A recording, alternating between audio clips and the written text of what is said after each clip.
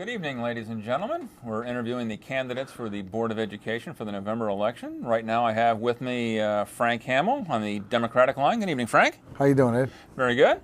And Frank, why don't you just tell us a little bit about yourself so the voters have an idea of who you are when they go into the polling place. Well, I've been on the board now for 7.5 years and started out as an appointee by the mayor.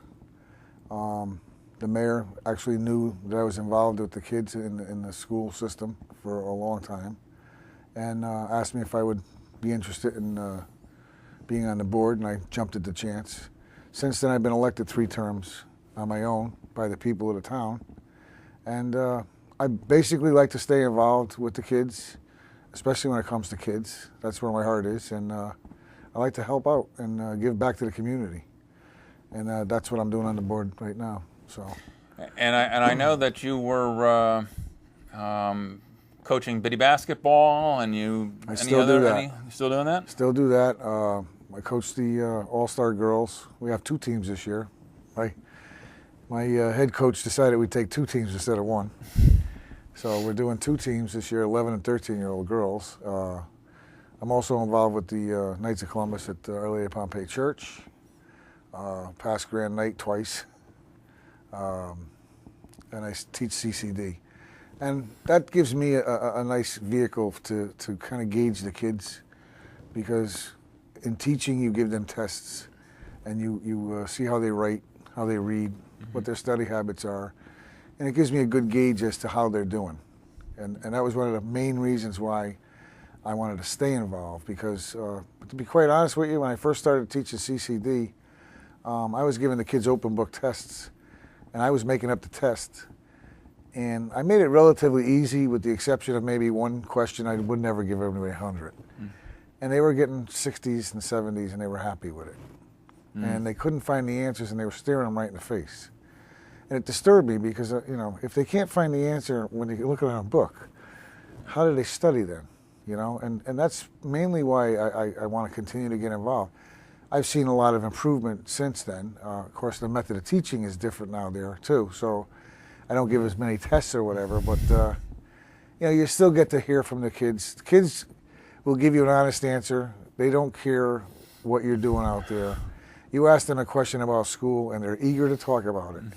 And it's good feedback for me. And a lot of times I use that feedback to try and improve things and change things. Yep. And ask the right questions, too, as to what's going on. A wise man says sometimes you ask a question, you already know the answer. And that's true in a lot of cases, but that's the way you find out who's telling you the truth, who's lying, and who's fibbing. Yeah, shading.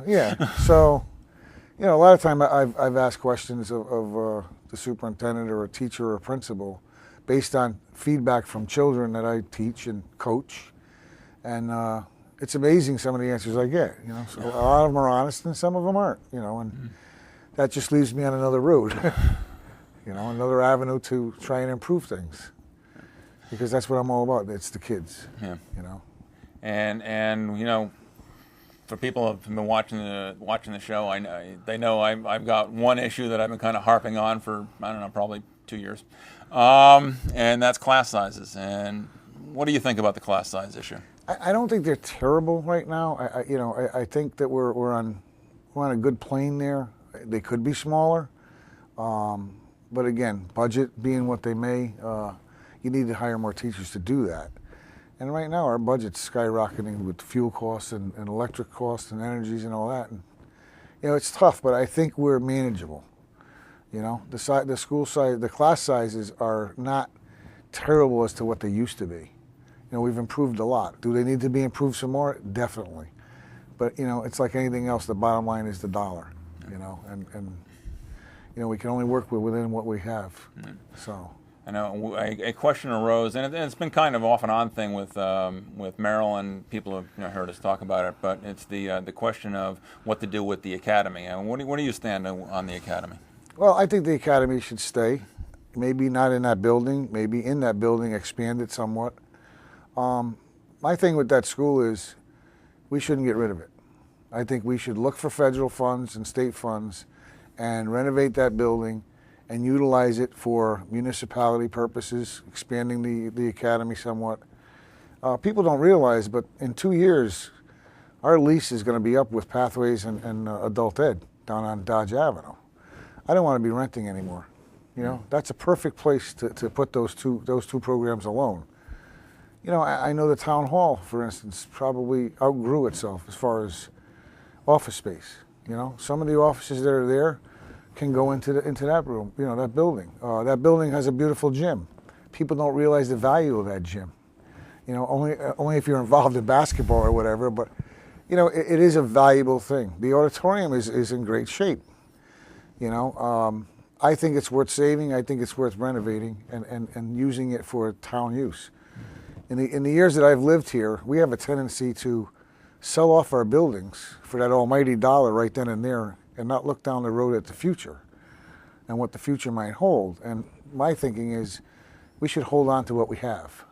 Instead of looking at the dollar signs and trying to make ways for budgets to work from outside sources such as selling your own buildings, in the long run, you're actually spending more. I mean, it costs us, I think it's over $10 million for that contract with Dodge Avenue. Over the length of the contract? Over the length of the contract. Yeah. You know, $10 million is a lot of money, and they could have probably put $10 million into that school easily, plus some. Yeah. You know what I mean? And probably got it in great shape. But again, you got to have vision to see that, you know. And with budgets being as they may, you know, everybody tends to look at today and not tomorrow and not down the road. And we have to start looking down the road. We can't afford not to anymore, you know. Well, one thing that I did in the last year is I took a look at the actual money that is spent by the East Haven schools in the classroom versus out of the classroom, and I think you probably heard this because I've been saying it quite a bit. We actually spend less as a percentage in the classroom than any other district in the state of Connecticut. Yes, we do. I realize that, and I've heard you say it many a time. That's one of my. How would you address that? Well, I think one of the things that I'd like to see improved is, you know, the town council and the mayor vote to give us X amount of dollars of a budget. You ask for a percentage, and they vote to what percentage they're going to give you. And they have this attitude of hands off. In other words, the Board of Ed, we can't dictate to the Board of Ed how to do things and what to spend their money on.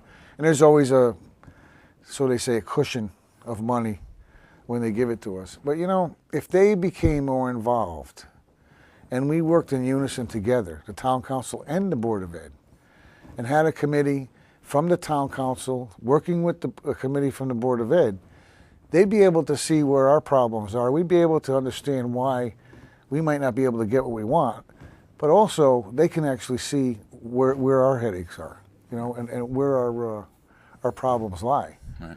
You know, and so far to date, that hasn't happened. I think that's what should happen. And I think you're right there, because there's especially with school buildings, really you need a close cooperation between the two groups. Right. Neither of you can do it alone. That's correct. And hopefully, you know, and after all, the taxpayers are putting out this money, and we should do everything in our power to make sure that the money that we charge them for taxes is going to the best interest of them and the children. Yes. You know, and the only way you can do that is work in unison with all town government. Right.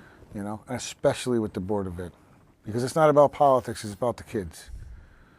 Exactly. You know, and their needs. So. We've been getting the high sign, so it's time to wrap up this interview. Frank, thanks for coming on tonight, and Thanks good for luck having me. on November 6th. Thank you very much.